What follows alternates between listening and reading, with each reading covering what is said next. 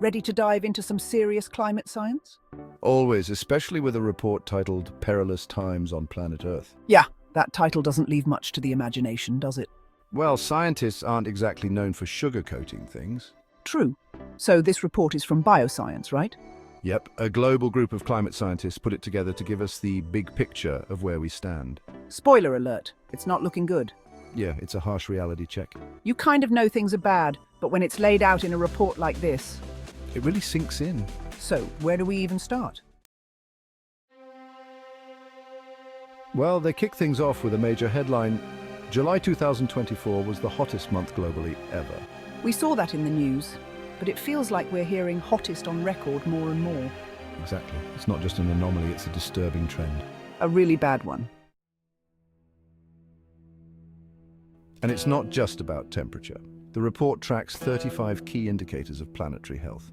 So, 35 different ways to measure how our planet is doing. Exactly, and 25 of them are flashing red. Meaning? They're at unprecedented levels, record-breaking in all the wrong ways. So, it's like 25 out of 35 vital signs are screaming, Houston, we have a problem. Spot on. And these aren't just numbers, they translate into real scary changes. Like what? Give us the rundown. Two of the big ones are ocean temperatures and sea level rise. Okay, both sound bad. How are they connected? Imagine a bathtub. You're filling it with water while cranking up the heat and the drain is clogged. So, the water gets hotter and rises faster than it can drain. Exactly. That's what's happening to our oceans. Glaciers are melting rapidly, adding more water, and warming temperatures are making the water expand. So, a double whammy for sea level rise. Right, and that's bad news for coastal communities worldwide. But warmer oceans aren't just a coastal problem. They're also devastating marine ecosystems. Exactly. Think of those massive coral bleaching events. It's heartbreaking. Vibrant coral reefs turning into ghostly skeletons. And it's a direct result of rising ocean temperatures. It's like the canary in the coal mine, except it's a coral reef in the ocean. And it's sending a very clear warning. But let's zoom in. How is climate change affecting lives right now? Climate change affects everyone, but not everyone equally. Absolutely. The hardest hit are often those least responsible, the global south. It's a huge social justice issue. So how does the report address this imbalance? What can be done? They talk about the need for a just transition. In plain terms, what does that mean? Well, historically, wealthy nations like ours have been the biggest polluters. Unfortunately, true. So we have a responsibility to help developing countries transition to cleaner energy. By providing financial assistance, sharing technology, that sort of thing? Exactly. It's about leveling the playing field. Because asking developing countries to sacrifice their growth while we've already benefited isn't fair. Right. It's like telling someone they can't drive a car after you've driven a gas guzzler for years. Exactly. A just transition means recognizing those historical inequities and working toward a fair solution. What other planet-wide solutions should we be paying attention to? What else is needed? The report's clear. We need to phase out fossil fuels rapidly. No surprise there, but it's not as simple as flipping a switch, right? Correct. It's a systemic shift.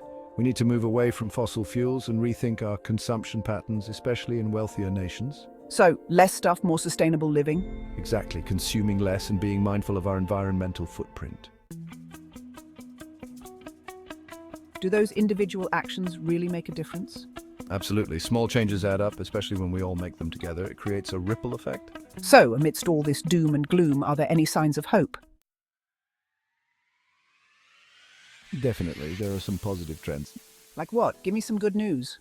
Well, deforestation rates in the Brazilian Amazon are actually declining. That's a big win. It shows that conservation efforts can work. And there's been a surge in renewable energy. Solar and wind power keep getting cheaper and more efficient. So it's not just environmentally smart, it's economically smart too. Exactly. When it makes financial sense, that's when we'll see real change. Right. And young climate activists, they're making sure this issue stays front and center. Absolutely. They're the ones who will inherit this planet, and they're not afraid to demand action. And they give us hope, don't they? Definitely. But the report also warns about the serious risks of climate feedback loops and tipping points. Feedback loops and tipping points, those sound pretty ominous. Break them down. Sure. Picture this. You leave an ice cube on a counter, it melts, and the puddle it creates causes it to melt even faster. That's a feedback loop. So it accelerates itself? Exactly. And in climate terms, one of the major concerns is permafrost. When it thaws, it releases stored carbon, and even more potently, methane, which speeds up warming enormously. Got it? And tipping points? Tipping points are like a seesaw. Push too far and it flips. Once we pass those tipping points, the changes are irreversible, like the melting of the West Antarctic ice sheet. That's a huge one. Huge enough to raise global sea levels by several meters. And some researchers think we've already passed the point of no return on that one. So even if we stop emissions today, some of these changes are already locked in. Sadly, yes. It seems like some damage is unavoidable.